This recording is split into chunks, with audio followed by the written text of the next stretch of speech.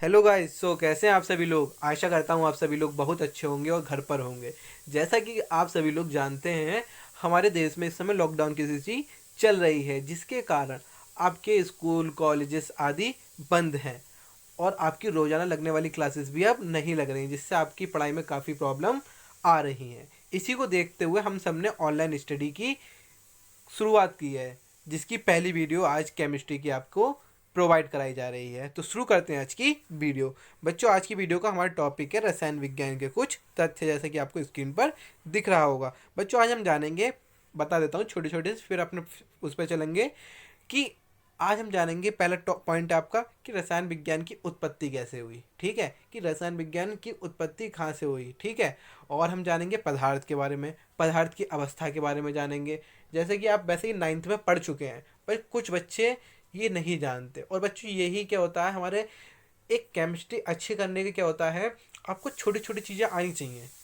ये छोटी छोटी चीज़ें आपको नहीं आएंगी तब तक आप बड़ी चीज़ें नहीं कर पाएंगे। जैसा कि आप सभी जानते हैं, बूंद बूंद से घड़ा भरता है। इसी से हम क्या करेंगे, जब हमको छोटी छोटी चीज़ें आने लग जाएंगी तो हमें जो एक लैंग्वेज होती है केमिस्ट्री की, वो उसको हम आसानी से कैच कर लेंगे, यानी आसानी से उसको हम पकड़ लेंगे। यदि उसको हमने कैच कर लिया तो हमें केमिस्ट्री कभी भी भारी नहीं लगेगी। तो शुरू करते हैं आज की वीडियो। ठीक है बच्चों। अब बच्चों क्या करते हैं हम, जैसा कि आप सभी लोग जानते हैं, मान लो आप कोई पिक्चर देखने जा रहे हो या कोई मूवी आप देखना चाह रहे हो, तो उसमें सबसे पहले आप क्या देखते हो कि कौन इसमें एक्टर है या कौन इसमें एक्ट्रेस है, यही देखते हो। तो सेम कि रसायन विज्ञान के, अब हम क्या करेंगे, यहाँ पे हम देखेंगे कि यहाँ पर क्या है कि रसायन विज्ञान के जनक कौन है, कि रसायन विज्ञान के जनक कौन है। तो बच्चों, रसायन विज्ञान के जन्मदाता का नाम है लेवाइसियर। क्या नाम है बच्चों? लेवाइसियर। क्या नाम है? लेवाइसियर रसायन विज्ञान के जनक कहे जाते हैं। ये याद रखना टॉपिक हमेशा पॉइंट ही। ठीक है। अब बच्चों, हम जानेंगे कि ये रसायन विज्ञान शब्द की उत्पत्ति कहाँ से हुई। ये आपको दिख रहा है रसायन विज्ञान, इस शब्द की उत्पत्ति कैसे और कहाँ से हुई। तो बच्चों, रसायन विज्ञान शब्द की उत्पत्ति कीमिया शब्द से हुई है। किस शब्द से हुई है? कीमिया शब्द से हुई है। अभी कीमिया शब्द कहाँ से आया, और पहले सुन लो इसका अर्थ क्या होता है। कीमिया शब्द का अर्थ होता है काला रंग। क्या होता है बच्चों? काला रंग। अब ये कहाँ से आया काला रंग, और इसका काला रंग, बच्चों ये जो होता है, आपने एक देश का नाम सुना होगा, मिस्र। क्या? मिस्र देश का आपने एक नाम सुना होगा। ये उसी का शब्द है कीमिया। बच्चों, क्या होता था, जो कीमिया शब्द कहाँ से आया, यह आया केमी शब्द से। कहाँ से? केमी शब्द से। अभी केमी शब्द क्या है ये जानेंगे। तो बच्चों, मिस्र के जो लोग हैं, यानी ये आपको एक, ये दिख रहा है पुतला टाइप का, ये जो था, मतलब ये एक, मतलब यहाँ के लोग काली मिट्टी को केमी बोलते थे। क्या बोलते थे बच्चों? काली मिट्टी को ये केमी बोलते थे। और ये काली मिट्टी से क्या आया? कीमिया शब्द, जिसका मतलब क्या होता है? काला रंग। और काले रंग से हमारे क्या उत्पन्न हुआ? रसायन विज्ञान। ठीक है। तो आपसे पूछ ले कभी कि रसायन विज्ञान की उत्पत्ति किस देश से हुई है, तो आप बोलोगे मिस्र देश से। और रसायन विज्ञान शब्द कहाँ से उत्पन्न हुआ, तो आप बोलोगे कीमिया शब्द से। ठीक है ना, ये आपको याद रखना है। ठीक है। अब बच्चों, हम जानेंगे कि पदार्थ क्या होता है, क्योंकि सबसे पहले हमें पदार्थ जानना बहुत इंपॉर्टेंट है, इसी से सब कुछ शुरू होता है। ठीक है बच्चों, पदार्थ की 3 कंडीशन होती हैं। यदि तीनों कंडीशन फॉलो करता है कोई भी चीज़, तो वो पदार्थ कहलाएगी। पहली कंडीशन होती है उसकी कि वह स्थान घेरता हो। क्या? वह स्थान घेरता हो। दूसरी कंडीशन है उसका कुछ ना कुछ उसका द्रव्यमान होना चाहिए। और थर्ड कंडीशन है उसकी कि वह अपनी संरचना में परिवर्तन का विरोध करे। ये तीनों चीज़ें आपको आसानी से समझ में नहीं आएंगी। अब मैं समझाता हूँ कि क्या। आपको सामने एक बेड दिखाई दे रहा होगा, आपको ये सामने एक बेड दिखाई दे रहा होगा कमरे में। बच्चों, पहली कंडीशन क्या थी हमारी? जो स्थान घेरता हो। इस कमरे में इस बेड नहीं होता तो ये स्पेस जो है ये खाली रहता कि नहीं रहता, यानी इस बेड ने, ये इसका कमरे का कुछ कुछ बच्चों इसने यहाँ का स्थान घेरा हुआ है कि नहीं घेरा हुआ है, पहली कंडीशन। दूसरा क्या था? इस जिसका कुछ द्रव्यमान हो। बच्चों, अभी द्रव्यमान और आप भार एक ही मानिए, कुछ वैसे डिफरेंट होता है। यहाँ पर आप द्रव्यमान और भार को एक जैसा मान सकते हैं, वैसे कुछ डिफरेंट होता है, वो किसी दिन और हम इस पर डिस्कस करेंगे। ठीक है। तो बच्चों, इसका हम जब इसे उठाएंगे तो इसमें कुछ ना कुछ वजन जरूर होगा, होगा नहीं होगा। तो दूसरी कंडीशन भी फॉलो कर रहा है ये। तीसरी कंडीशन थी वह अपनी संरचना में परिवर्तन का विरोध करेगा।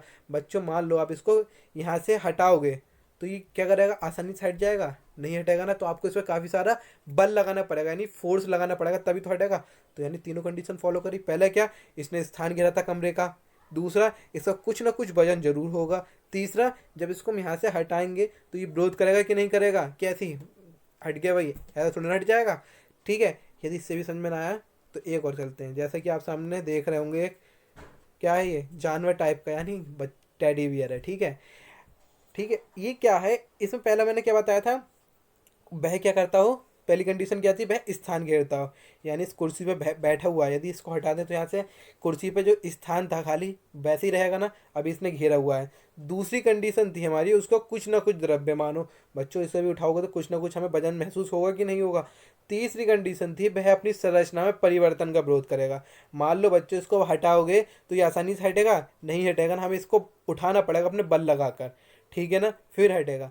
आई होप आपको पदार्थ के बारे में समझ में आ गया होगा। पहली कंडीशन क्या होती है पदार्थ की, उसका कुछ ना कुछ क्या हो, द्रव्य वो वह स्थान घेरता हो, द्रव्यमान होना चाहिए, और अपनी संरचना का क्या करता हो, वो विरोध करता हो। ठीक है ना, आई होप आपको ये समझ में आ गया होगा। ठीक है, अब बच्चों, हमारे ना एक बोध मतलब एक महर्षि थे, यानी एक तरह से वैज्ञानिक भी कह सकते हैं।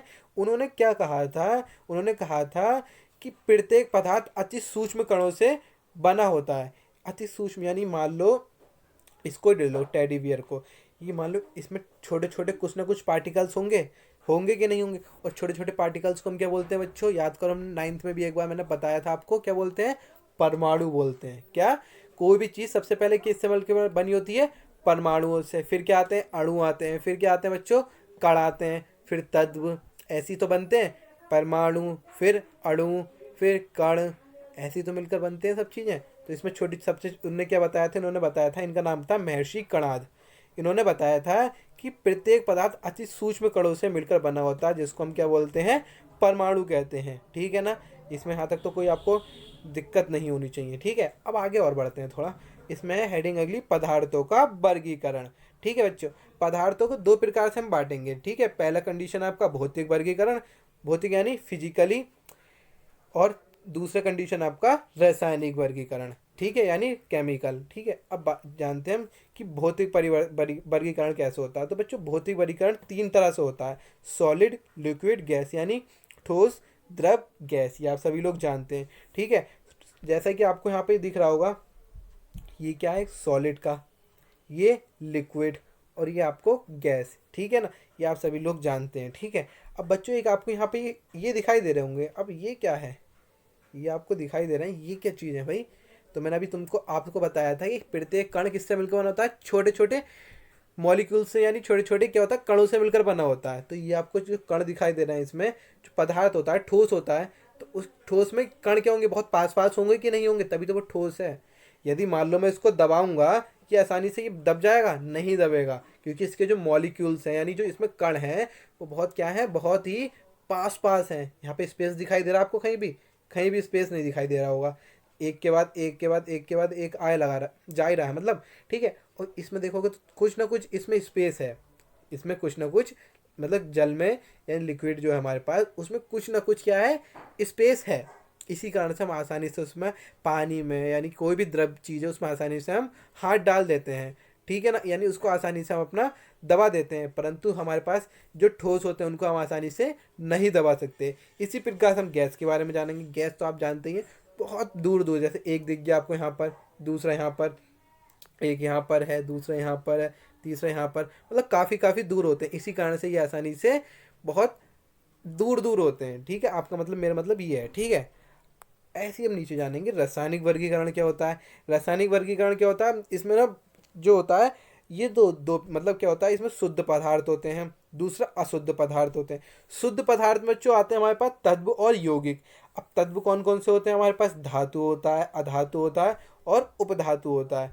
इसमें किसी ने और बात करेंगे कि धातु क्या होते हैं, अधातु क्या होते हैं, और उपधातु क्या होते हैं। तत्व आप जानते हो कि तत्व क्या होता है, तत्व वे होते हैं जो एक ही चीज़ से मिलकर बने होते हैं। किससे, एक ही चीज़, जैसे हाइड्रोजन हो गया, सोडियम हो गया, कुल मिला के इतने 118 तत्व हैं। आपने पढ़ा होगा आवर्त सारणी में, हाई स्कूल में ही।